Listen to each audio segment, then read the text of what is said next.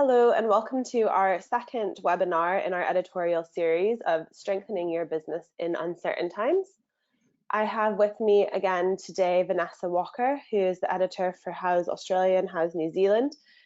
She's been talking with pros and is going to give us some top tips of what she's been hearing from the industry. Welcome, Vanessa. Hi, Tori. Our first question for today is, how should I keep in touch with my clients when there are so many unknowns? Yes, well, as we all know, it's important now more than ever to keep your clients appraised of their project status. Your clients may not be aware of the latest rules in your area or your state, so one helpful way you can ease their worries is to stay abreast of the rules and be in frequent touch. They're probably as concerned about the future and the status of their project as you are about the future of your business. So treat them as you'd like to be treated. Send them texts, keep the emails going, and really reassure them that you'll be taking care of them. We all know that things may be slowing down, plans may change, but let them know that at the end of the day, their home is going to look amazing. Next question. Should I be spending time looking into new projects? And if so, what is the best way for me to do this? Yeah, this is a really interesting question. I think the reality is that some design professionals are facing the threat of recession for the first time since opening their businesses. Others who are older survived the GFC of 2007, 2009 and learnt lessons from it. And while it must be done sensitively at the moment, it's important to remember that marketing will remain of prime importance if this global pandemic leads to a recession, as it's widely being talked about. You may have been fortunate in the past to get projects through word of mouth, and it's a fantastic way to build a reputation. And that channel may well continue.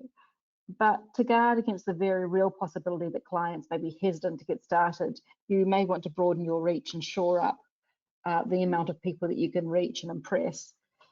We suggest investing in marketing ads that are targeted towards your demographic. Just don't assume they'll find you any longer. Become a known entity by paying for web exposures, an area that you would like to work in, especially if they're not local to you. And talk to your Houzz account manager about targeting new geographic areas that you'd like to reach. The other thing is to be transparent about what's going on with your business.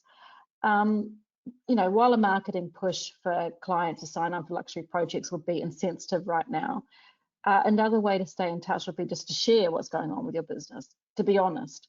I think we covered that in the last webinar. We're all going through a lot at the moment, and authenticity and being real is valued, especially at a time like this. People want to find ways to help, and many people want to support small and local businesses. We had this one pro who sent out an email last week sharing where things stood for her, and I was really impressed by it. So this is from her email.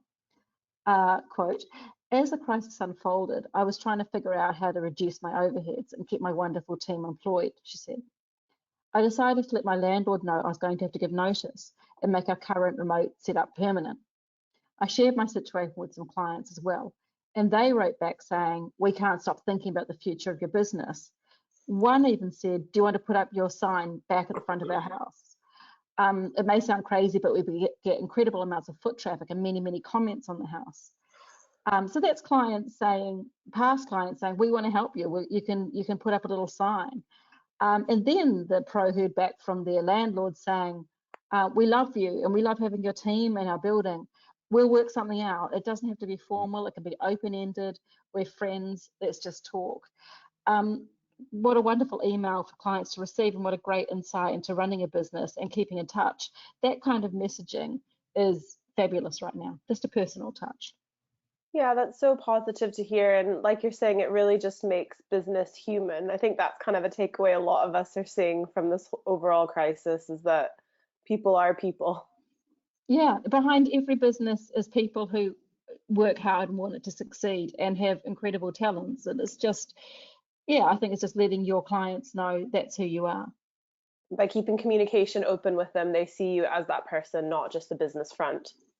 Yeah, and also it may not lead to more work, it may not lead to situations being immediately resolved, but it keeps people in touch with you and it makes them feel safe and secure to know what's going on. Our next question that we have is, do you have any tips on keeping busy while I have fewer on-site projects to work on? My goodness, yes, we do. It's a great time to clean up your internal process of projects, the kind of thing that you've been avoiding whilst probably you're kind of running on the Ferris wheel trying to keep your projects going. So if your business pipeline is shrinking, one way to stay productive is to focus on the internal processes and projects you never have time for when it's busy. One pro that we spoke to earlier said they're going to dive into refining their processes and communication flow internally and externally, from the first contact to the project archive and all the bits in between, because they're an efficiency nut and they know that they haven't been keeping up with those kind of internal processes. Lots of other pros are taking a similar approach. So you can use this time to prepare for speeding up the pace of your business when demand does bounce back, because a lot of people think it will.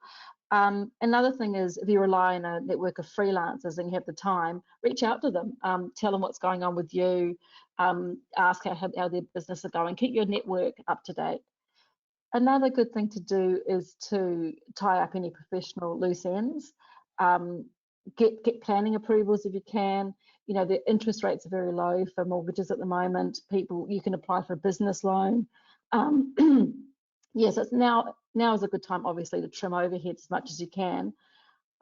So take a very close and detailed look at your business. And finally, another very good thing to do that you may have put to the side is to boost your technology and other skills. If you haven't already been using technology to communicate with your clients and stay in touch with your staff, now is a great time to learn. Video conferencing applications such as Zoom, Skype, FaceTime, all help you keep in touch, and online design tools help you share ideas. A lot of pros have found mentors to speak to, and kind of are talking to people who have been through the GFC and been through hard business times and recessions, and have been making contact with them to see what they did and ask for advice. Great. Another thing to add on to this is while you're looking for maybe new things to look into for your business, you probably got an email from us a couple of weeks ago about the launch of Houzz Pro, which is our new platform for all interior professionals, home professionals. And it's a new platform that has loads of tools for you to use to help you manage your business. So if you do have a few minutes, please do go ahead and check that out. You get to it at pro.houzz.com.au or pro.houzz.co.nz. So please have a look at that and see the new tools that you can use and try and get yourself acquainted with that. If you have any questions, you can get in touch with us on the email as well, which I'll include at the end of the presentation. Another question we have is, what other activities can I take place in when projects have been paused? Yeah, that's a very good question. It's understandably a time of anxiety, and one positive way to channel that anxious energy is honestly to redirect it towards helping others, whether they're your local healthcare workers, homeowners looking to renovate, fellow design and renovating professionals. I'm not advocating giving away your services, but get onto the Houzz advice section and give away advice in your communities. The advice section is where homeowners share their challenges and seek advice. You can help problem solve with them for now, and they may reconnect with you in the months ahead. Remember that you helped them, or go to another forum and just be present, help people who need it, and you'll feel better about yourself and your business. Great. Well, that wraps us up for today. Thank you again, Vanessa, for calling in for this webinar. My pleasure. And thank you everyone for listening. As I mentioned, we'd love to hear from you. So please email us at int-marketing@houzz.com. If you did email in after our previous video, this email address was actually locked for internal only, but we've unlocked it. So please try emailing us again and we will get it this time. And we hope to talk to you soon. Thank you. Bye.